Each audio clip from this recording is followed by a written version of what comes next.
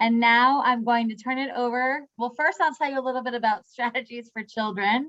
So we are an advocacy policy organization that works to ensure that Massachusetts invests the resources needed for all children from birth through age 5.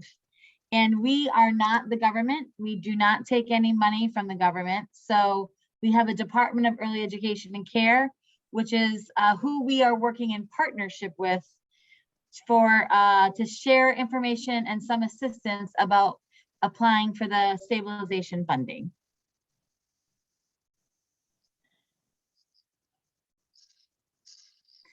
And so now I'm going to turn it over to my colleague, Marissa Fear, who will share some information about the grant. Thanks, Amy. So as Amy said, I'll share a bit about the EEC Child Care Stabilization Grants now, and then in about 20 minutes, I'll turn it back over to Amy and we'll get to the good part of the webinar and hear from some fellow child care providers and family child care providers on their experience with the grant. So to start off, the Child Care Stabilization Grants in Massachusetts are funded by the American Rescue Plan Act, which was signed by President Biden on March 11th of 2021. In that legislation, Massachusetts received $314 million in federal relief money to provide economic relief to child care programs that were impacted by COVID-19. In Massachusetts, the Department of Early Education and Care developed the Commonwealth Cares for Children C3 formula to distribute the federal relief funds to providers. So we'll talk a little bit more about what the C3 formula is and what goes into that calculation, because that will ultimately determine your grant amount if you are eligible.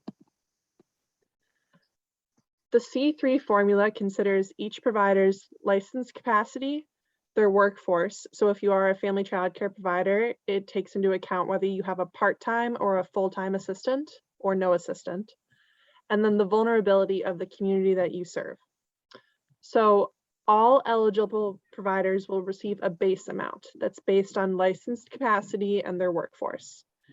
It's important to point out that this is based on licensed capacity and not on attendance or enrollment. We know that attendance fluctuates on a day-to-day basis, and enrollment is lower now than it typically is before COVID-19 due to the circumstances. So the department made the decision to calculate this grant amount based on your licensed capacity, so the total amount of children that you can hold in your program.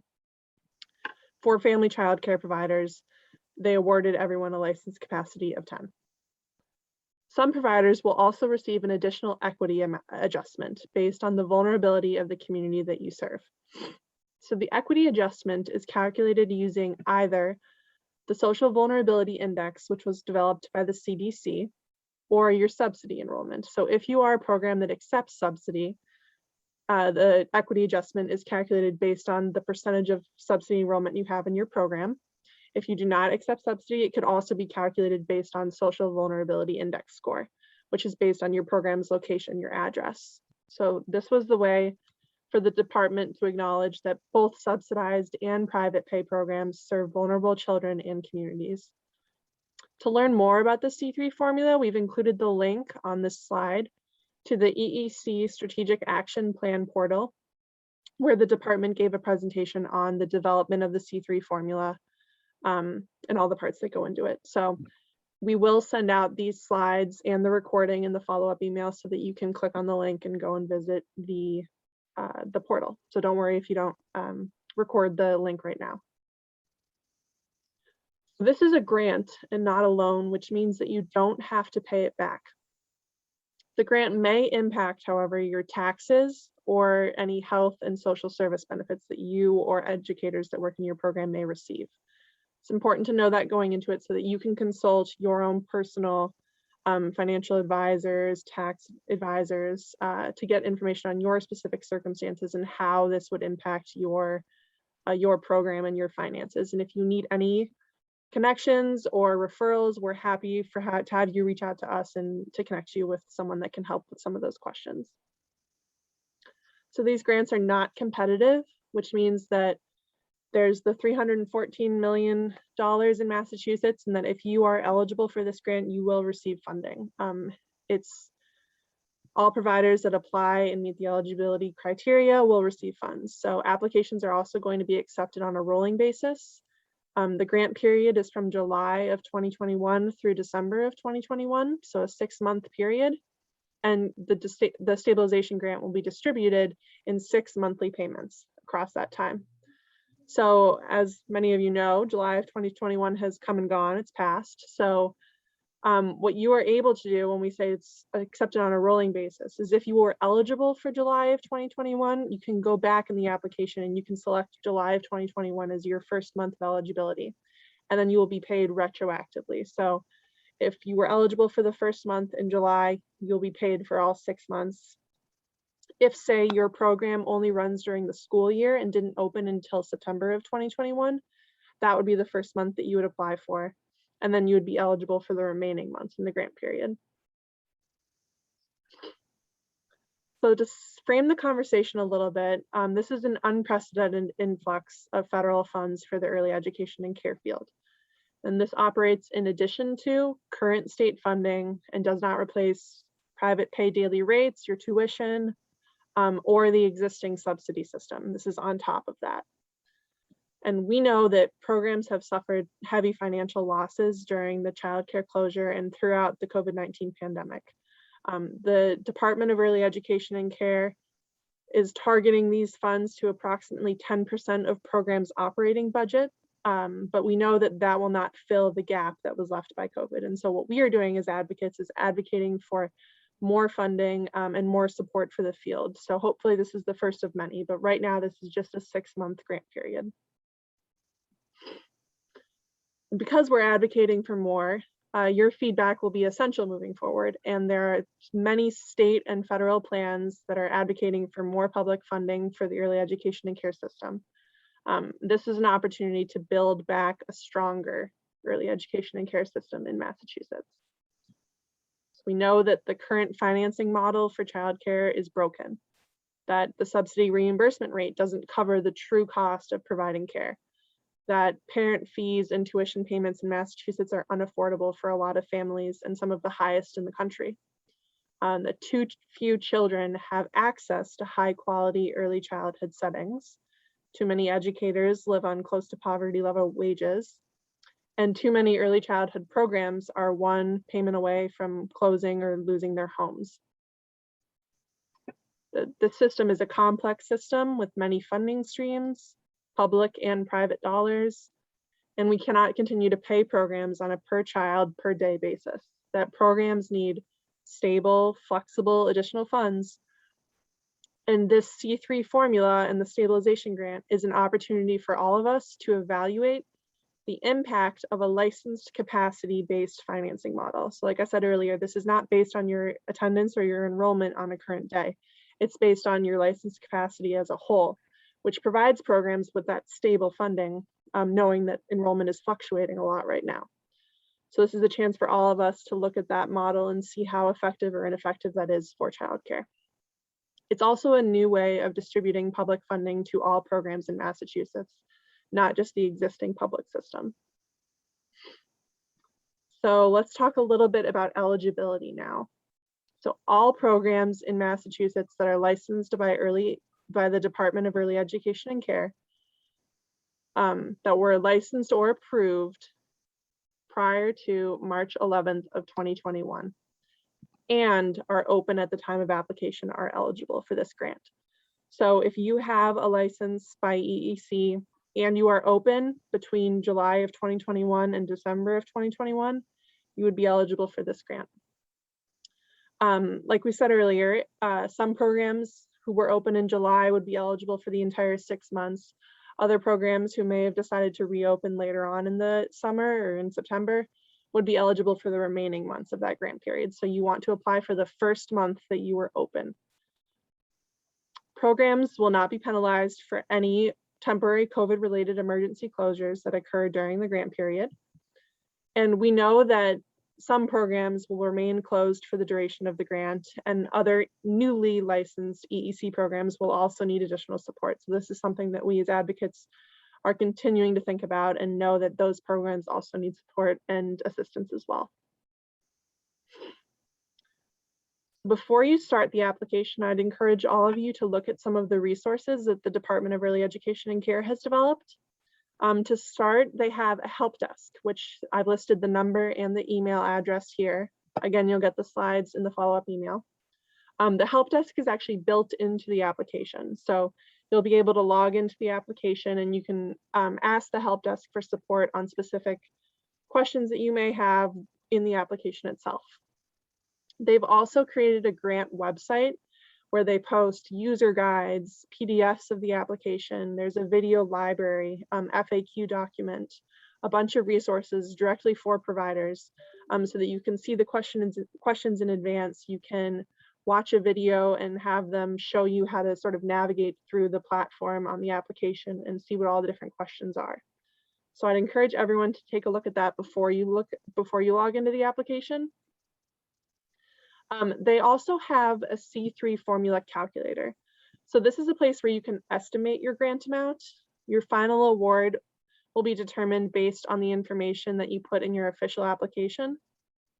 But they've included this C3 formula calculator there so that you can log into that and you can get an estimate of what your grant amount may be.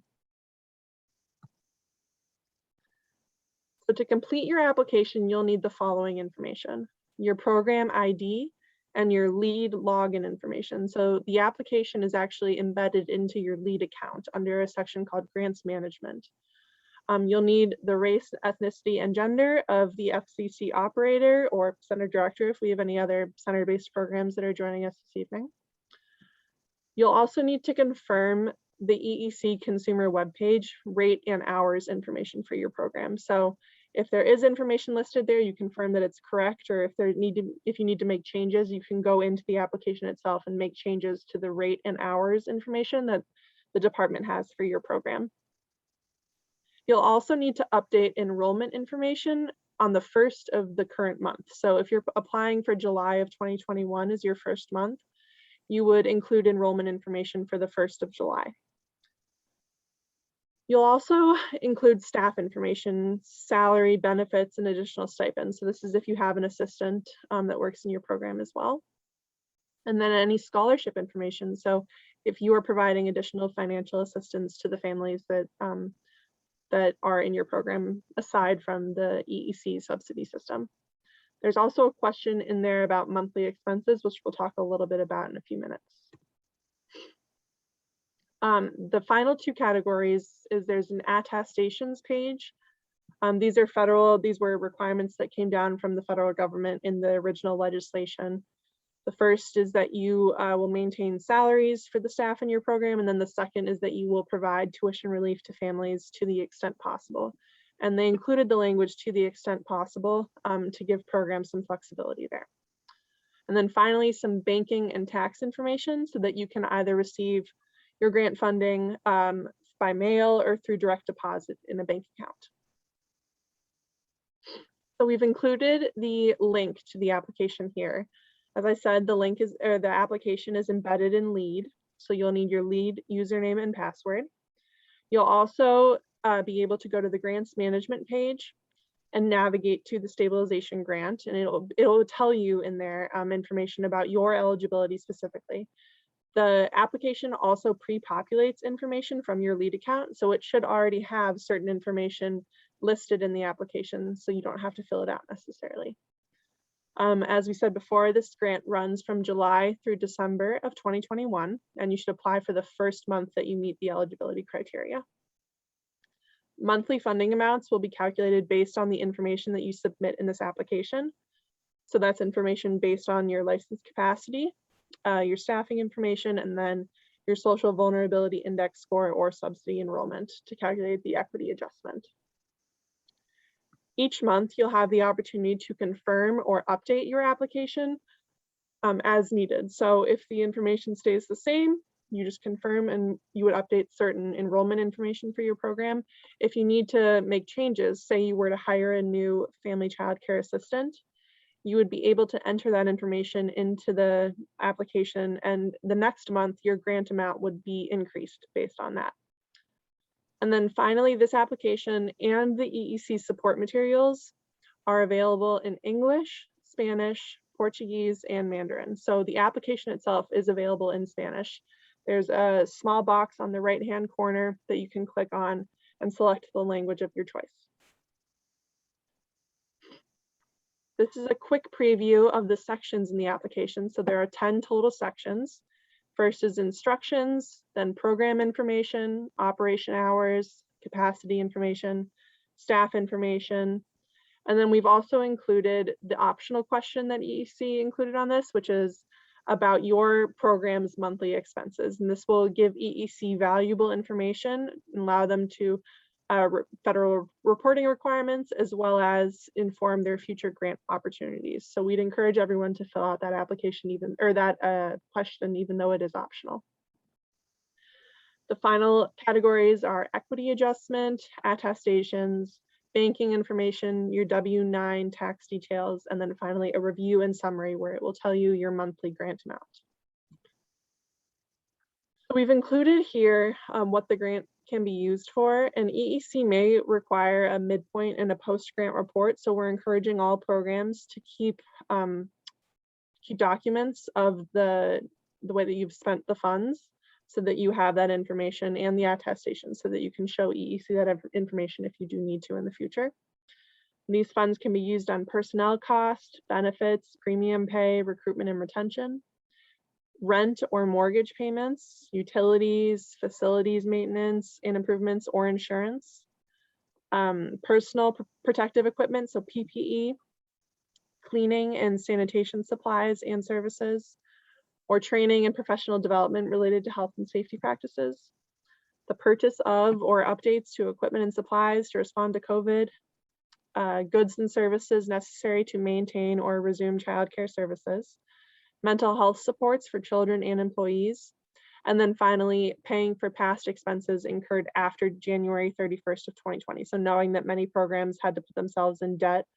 during the childcare closure and in the initial few months of the pandemic, so that you can sort of repay some of those previous expenses. And then finally, we encourage everyone to stay in contact with us. So we have also developed a childcare stabilization grant information page on our website, where we have included the link here. We developed 2 guides to the grant, one for group and school age programs, and then one for family childcare programs. Sort of lays out the information that's in this PowerPoint. There's a Google form where we are collecting feedback and questions that you may have. We're answering as many as we can and then sharing the rest with the department so that they can see some of the questions that are coming from the field, and that has helped inform their frequently asked questions FAQ document. We included the EEC links and application resources, and then information on any upcoming panels or sessions that we may have. So sign up for our email updates and advocacy alerts and follow us on all social media, and we'd like to stay in contact with everyone moving forward. I'm going to turn it back over to Amy now and stop sharing so that we can introduce our panelists and hear about their experience with the grant.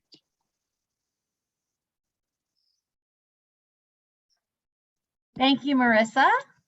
And we will now switch over to the panelists. We have 3 panelists, and we also are keeping track of the questions that are coming in through Q&A, and I will also ask the panelists for their thoughts about some of the questions. But we have Joyce, Gloria, and Geraldine. So Joy, why don't we first each tell us about you and a little bit about your program. And as we're starting off the conversation, if you can share if you did take state money before, so if you had a subsidy, or if this is a new experience for you. So let's do Geraldine, Joyce, and then Gloria.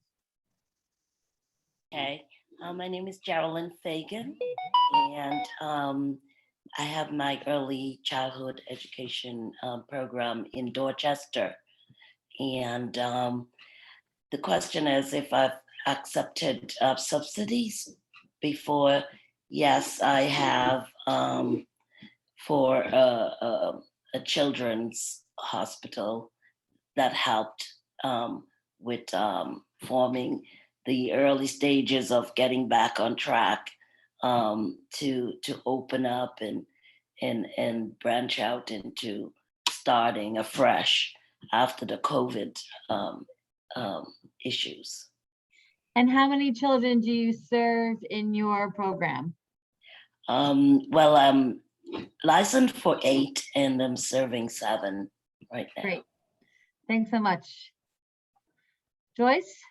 Hello, everyone. My name is Joyce, and my daycare is in the Dorchester area.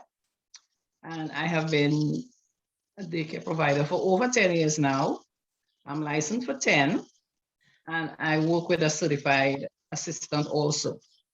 With regards to EEC funds, like Geraldine, I received funds from the Children's Hospital. I think I received 2 grants prior to the COVID, which sort of set me ahead of what I needed to do when COVID came into place, to have my daycare all set up for the kids. And during that time, I did emergency care also when the daycares were closed. So those funds came in handy at that time for my daycare and for my assistant also. Great. And then Gloria. Hello, everyone. Good evening. My name is Gloria. I've been a family childcare educator for 21 plus years.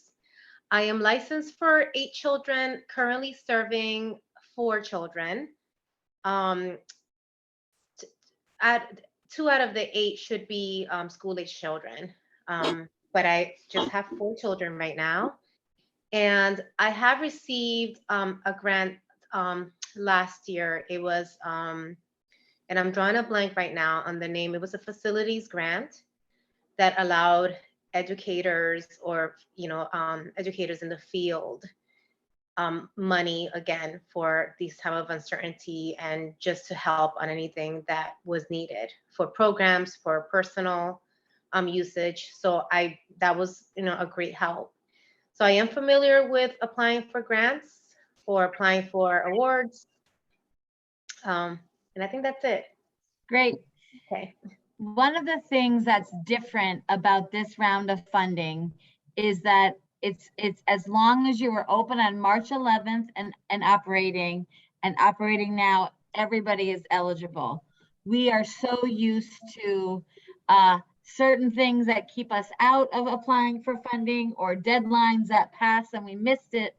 So part of it is getting our head around doing things a little bit differently.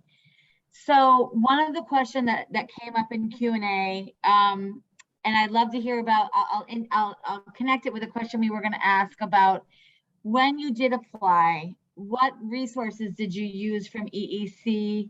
Who in your network helped you to even know about the grant? And then the tax question has come up, especially around family childcare. So if you accept this grant, what does that mean for your taxes? So I guess if you could each talk about kind of how the process was applying, and then what advice did you get around the tax question? And anyone can start off. Go ahead. Go ahead. I started off first checking with a tax accountant to see the implications of getting the grant. However, I heard about the grant through Project Hope Network, which started me on that process. And they gave us all the support that was needed to be able to apply. And individual providers also supported each other who have already applied for these grants.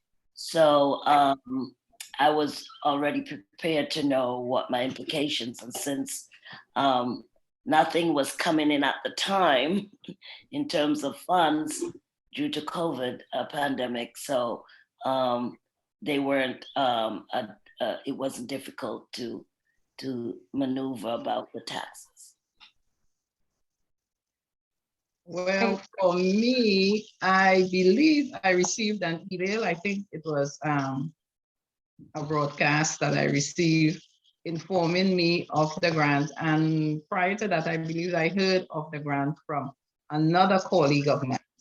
And she told me through her agency, there was a grant coming up and we should look out for the grant. And I think probably like maybe a week or so after it was broadcast, and I decided to look into it like Geraldine. I checked with my accountant and I decided to go ahead and apply for the grant.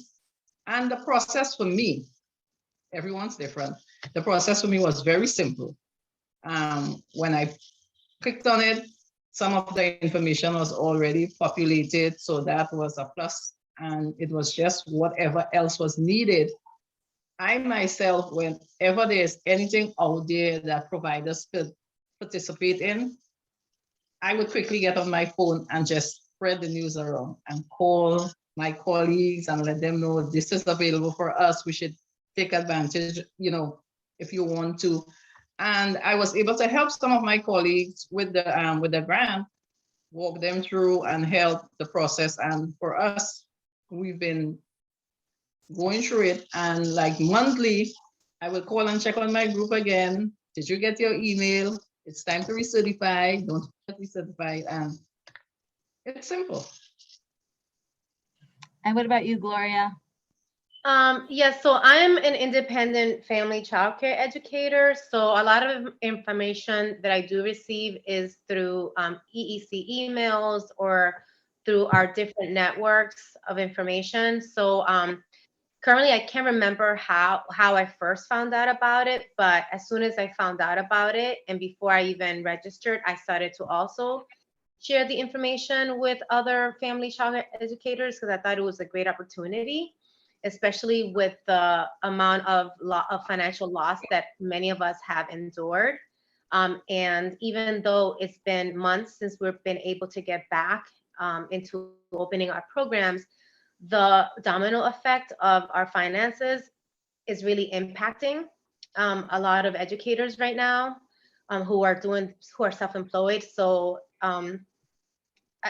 again, it was, information I wanted to share, an opportunity for folks to be able to tap into this benefit. In terms of the tax issue, I haven't really delved into that. Because I felt, my feelings on the tax stuff is I've lost so much income that I'm going to that'll be what I've lost, so I'll be able to pay that based on what I already have lost. So Right.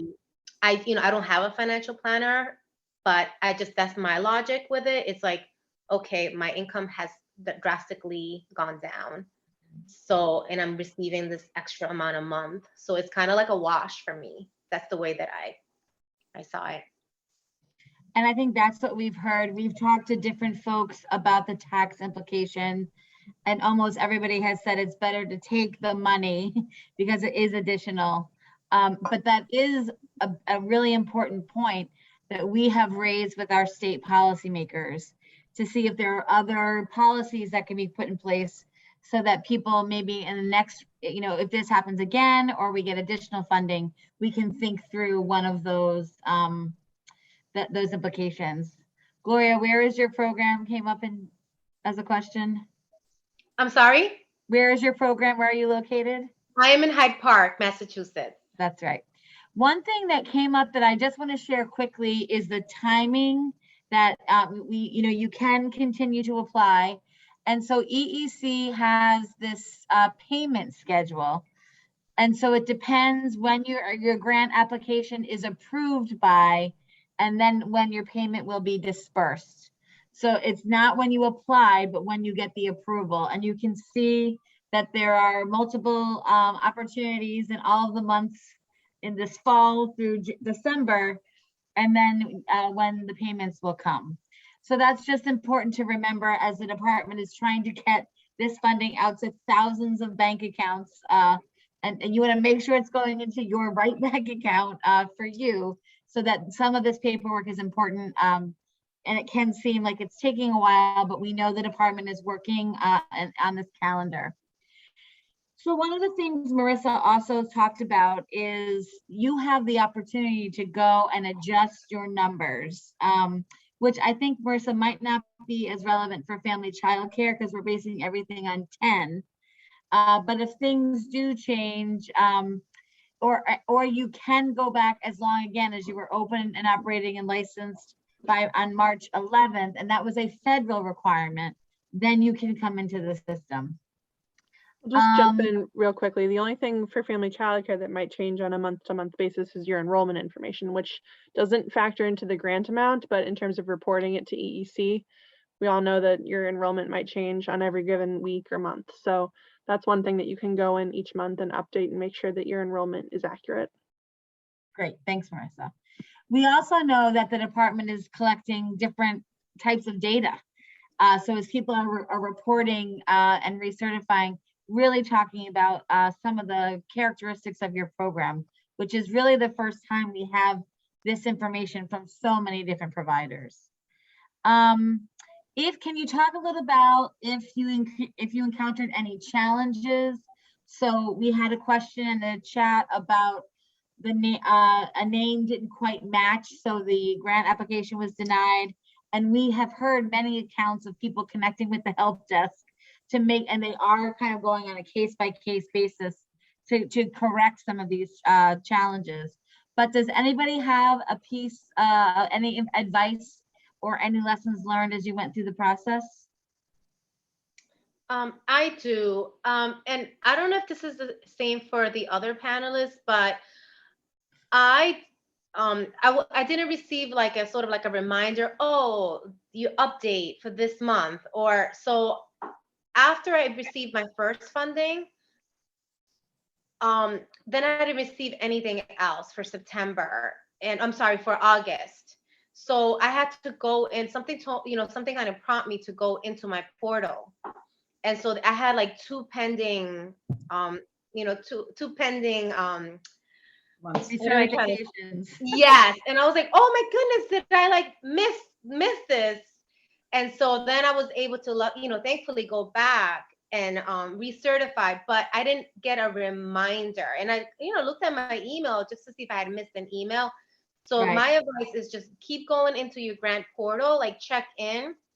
And then, like just for me from now on was, okay, every first of every month I'm on there, just recertifying so that I don't miss any timeline. But, I didn't do that at the beginning because I didn't get a reminder.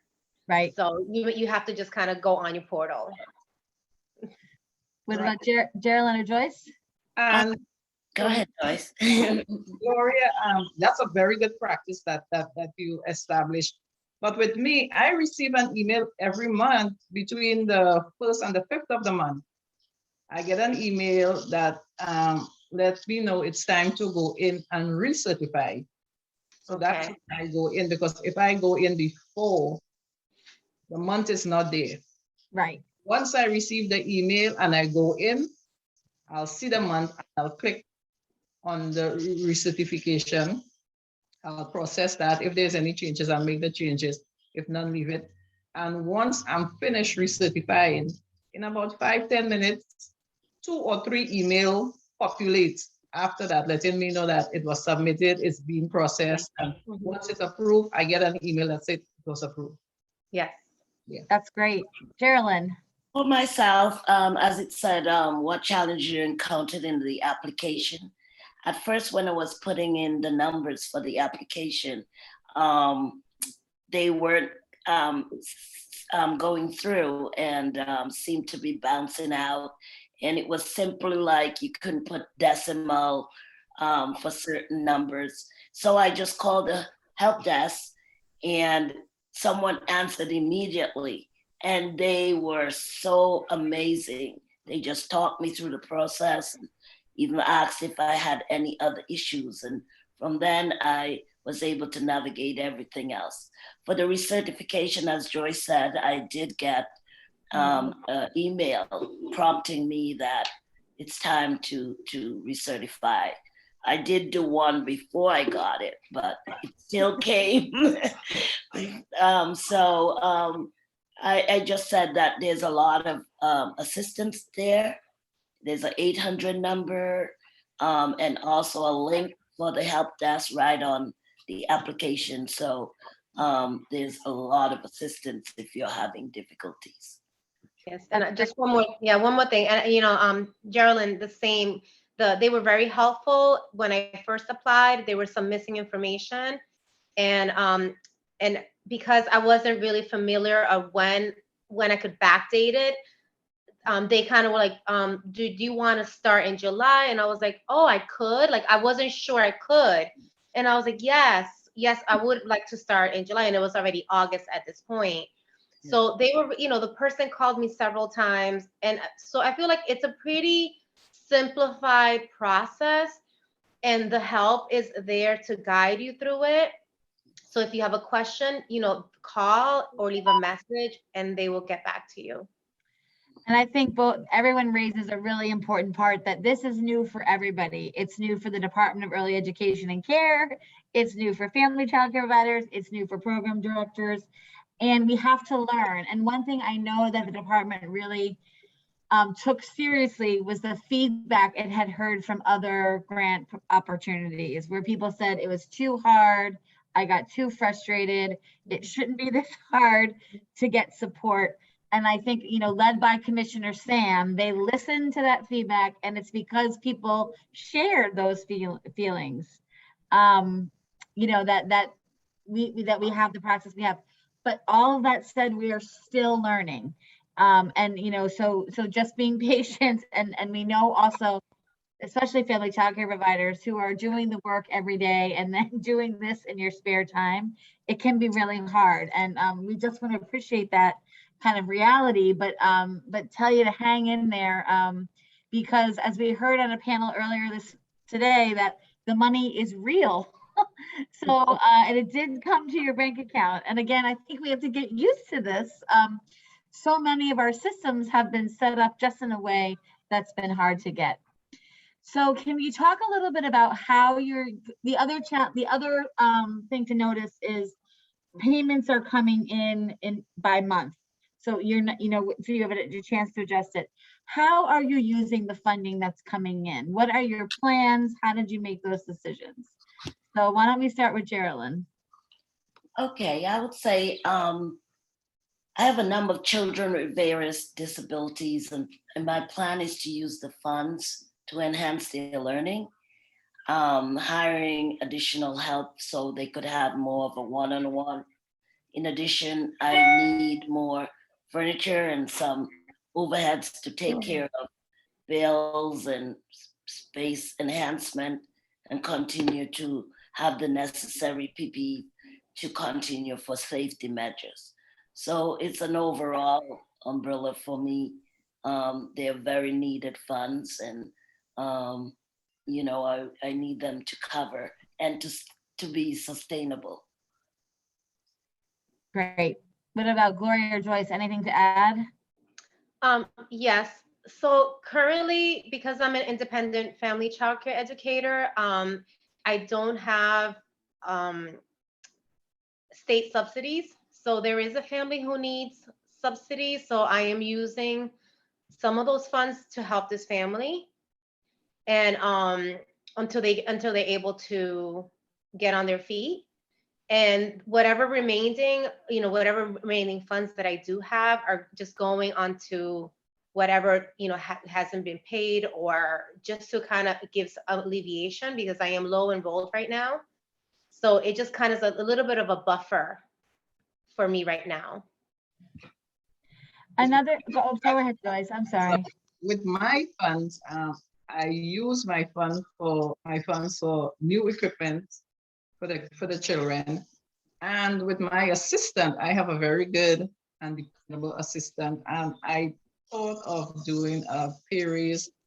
But when I looked at it, it's only 6 months. So I didn't want to do a pay increase. And then at the end of the 6 months, I would be like, so what I plan on doing is giving my assistant a Christmas bonus for all her hard work and all her hard work during the pandemic and during the emergency care services that we were open. That's great. And we've heard many reports of supporting assistance. We heard earlier from the program folks that they were giving bonuses. One question that's come up is how long does this last? And we know the department is using, has planned for 6 months of funding. It will be up to us as advocates to talk about how important this funding has been. We know that there are additional dollars coming from the federal government, and that we would love to see an extension of this program beyond December. And that is another reason why it's so important to hear about how people are using funds, what it is using, what you're supporting your programs with, and what a difference it's making. So one of the things we have learned when we do these sessions that are interpreted is just to make sure we're answering all of the questions. And I also want to make sure we're giving accurate information. So Marissa, if I have a couple if you want me to start. There's a new child into the childcare, can they update this month? So because your grant amount is based on your licensed capacity and not your enrollment or your attendance, the new child won't affect your grant amount at all because you're already sort of being awarded the maximum amount that you would be awarded. In terms of your enrollment information, the way I understand it is that if you have not submitted already, you can contact the help desk and you can have them sort of change the enrollment information. If you have submitted already, you can either correct it the next month, or you can go back in with the help desk and have them change your enrollment information so that it shows the new child. But your grant amount won't change regardless. And that was a decision the department made. Instead of, I have 6 kids, I have 8 kids, they just kind of gave you the maximum that you would get. I will put up the calendar of dates again. Somebody asked about that question. We will send a follow-up email to everybody that registered. We had almost 500 people register for the webinar tonight. So we'll send a follow-up email with the slides and the recording and any of the important links that you need. Any other questions, Reed or Marissa, that we haven't answered yet? The tax question. Oh, go ahead. Yeah, I was just gonna say, we're also gonna post the recording on our YouTube page and on our website. So I included the link in the chat on that too. So you can go to our website and see the recording afterwards. And the tax question we mentioned, but that would be, we heard from the panelists to get advice for your own program, especially for family childcare, about how you file your taxes and how you count different expenses. So that would be really important. Let me put the calendar back up again. And this again was a bit, when you apply, you should get this information back from EEC that shows, so it's October. So if your grant application is approved by October 4th, you will get your payment by the 15th. If it's approved by the 18th, you'll get it the 29th. And again, this is new, so we're going to give them a little bit of grace. And if it's a few days late, but if you haven't been receiving them, or you have questions, I would call the help desk, because again, they have been very helpful in getting back to people. I think a lot of people's experiences is you call a help desk and it can be hard to get help, but we have heard a very different experience from folks. I'm also seeing a couple questions with a very specific situations. So someone who may have they obtained their license on the 30th of March rather than on the 11th of March. And programs that, let me see what else, that may have, well, I'll just start with that one. So someone who may have received their license after sort of that cutoff date, what I'd encourage you to do is just to check with the department regardless, or with the help desk. I know they're trying to be as lenient as they can, and they know that because of COVID, some of the timing for licensing or some of the timing to get a response from an email might have been longer than usual. And so when it's that close and it's only 2 weeks from the date that you needed to be licensed by, they may be able to include you in this grant. So I would encourage you, if you have any questions about whether you may be eligible, if you log into your LEAD account, it should say there. And if it says that you're not eligible, I would encourage you to talk to the department or to talk to the help desk just to be sure. If I run out of children this month in my program and my program is open and available, can I still apply? Yes. So regardless, if you're open, you're accepting children, and let's just say you can't find any right now and your enrollment is at 0, you're still eligible for this grant. So again, it's based on your license capacity, not your enrollment. And then as Marissa said, if you opened on June 2nd, you should contact EEC. You might not be eligible for this grant, but that's why we need to advocate for other dollars to help support you. So, and the other piece of the follow-up will be our contact information, so you can reach out to us and we can make sure that we connect you to the right person. So speaking of the real money that's coming to your bank accounts, how are you keeping track of it? So when you receive the money, what records are you keeping to track the funding that's coming? I'm definitely keeping bank records. And also I print out on the recertification, it actually has a grid. I take a picture of that says paid or in process or whatever. So I'm keeping track of that.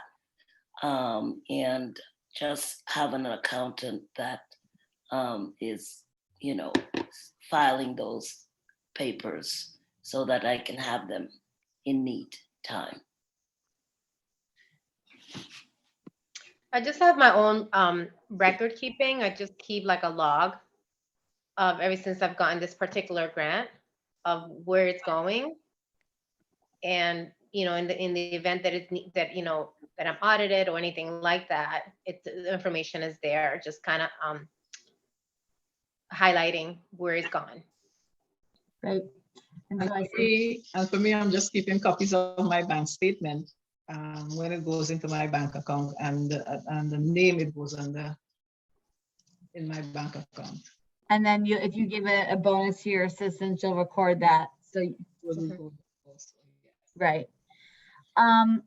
Marissa is answering questions in the chat. The other piece is, especially around the Texas, especially around the business models of family childcare, this is something that we are very interested in and getting more expertise to help in business planning. How are you eligible for funding? What does that look like for your programs? So to sign up for our email list, so you can stay on top of as we do different webinars to share information. I'm seeing a question in the chat here about a program that has, where did it go? So they're applying for an increase in their license, and they're wondering if they should submit for the requested number of their increase or for their current license. And this kind of depends. So if you're a center-based program, my understanding is you should apply for your current license. And then if you were to change your license capacity 2 months into the grant, that would be a great opportunity for you to recertify and to update that amount so that you receive the higher grant amount. If you're a family childcare provider, the department is automatically awarding family childcare providers a license capacity of 10, regardless of what your true license capacity is. So I think we heard Geraldine's license capacity is 8, but she's being awarded a license capacity of 10. So it shouldn't matter for a family childcare provider, but if you are a center-based provider, then you would be able to recertify later. But I would check with the help desk on that specific question. There's also a question in here about when does the grant money need to be spended? So there's a bit of a nuance to that question. So I think in terms of the department, there's some flexibility on when you need to spend the funds. In terms of what we want to do as a whole to show the country, Congress, our legislators that there is a need for this money and that we need more of it now, we'd like to encourage all providers to spend the money within this grant period so that we can show that there was a need, that it was spent. Because if we go back to legislators after this is over and we say, thank you for the $314 million, but we didn't spend it, we didn't really need it, that's sort of the response that we'll get. So I would encourage you to spend it within the 6-month grant period. And then there's a question about personal. So one of the allowable expenses is personnel, I think is what you might be referring to there. So in the allowable expenses, you can pay for an assistant is essentially what personnel means. So if you have an assistant in your program, you can increase their salary, or like Joyce's example, give them a holiday bonus or something along those lines. We will continue to track the questions, so keep them coming. But as it's 7:27, I would love to hear from the panelists. What is your advice? What words of wisdom would you have? And someone had mentioned earlier that this all seems like the same information. This is the same information we've been talking about since the summer, but we want to make sure that people who have not applied yet apply for this money. So can you give us a little bit of words of wisdom about the process and what you hope to see for family child care providers? So we'll start with Joyce, Gloria, then Geraldine. Can you repeat the question again? What advice would you give if people are wondering if they should apply? Apply. Why not apply? If you were in a deficit during the pandemic and there is a need to improve your program, for instance, during the pandemic, when I worked the emergency care, the monies that was paid to me after I paid my assistant, I was able to fence in an area, which I'm still working on, for my children to play safely. So I don't have to go to the public park or outside. With the pandemic, it's safety for the children. So I can buy whatever equipment I need there. Then even if your license was 6, and at times 6 children could be a handful for you. If you can hire a part-time assistant, use the fund, even if it's for the 6 months, hopefully we'll get it extended. Use the funds then. And if you can hire a part-time assistant, increase and take some of the burden off of you and some of the stress off of you, and have a helper helping you. You can come up with many different ways to utilize the fund. Thank you, Joyce. Do it. What about Gloria? What do you have to add? Yes, definitely ditto on that. It can't hurt to try. It can't hurt to apply. It's a helpful resource. We've been through a lot financially, emotionally, and these are funds that give you flexibility to use it for yourself, for your programs, to help families who may need subsidies right now. So there is so much flexibility with these funds, and I encourage anyone to give it a try and apply. Thank you. And Geraldine will give you the last word of the panel. Okay. Ditto on both Joyce and Gloria. However, I would say, I know it might be intimidating to do these things online and the different ways that you have to input, but there's a help desk. There's really marvelous people on the other end of the line that are really sincerely want to help you to be successful in obtaining these monies. So I would encourage everyone to try, look out to other providers if you need help, and also for strategies, child strategies, they're right there to assist. So I would suggest that you try and put in the application and just seek help, because it's very needed right now, because many of my colleagues have been closing because they are not sustainable in the childcare. So I encourage. And I think that's exactly right. We are sitting in this moment of history, and we have funding. We need to show that we need the funding, that we're putting it to good use, and that we should also thank our elected officials that helped got this funding, and thank the department and the commissioner for getting this money out. There are some states that are still waiting to get this funding out, and we know how important it is to get it to the people who are doing the work every day. So thank you so much to everybody who joined us. We will put the help desk number in all those contacts in the follow-up email. If you don't get that follow-up email, please connect with us. I want to thank our 3 panelists for taking time tonight, for sharing your experience, for your honesty and your cheerleading. We need it. We want to thank the team from Excel Linguistics, who have been an incredible partner with us in this work. And thanks to Marissa for the information that she shared. We want to continue to be there for you, so please do not hesitate to reach out to us and seek help. I think Sherilyn was right on. We hope you have a wonderful evening and go Red Sox. Yay. Bye, Thank you so much. Have a great night. Good night, everyone. Thank you, guys.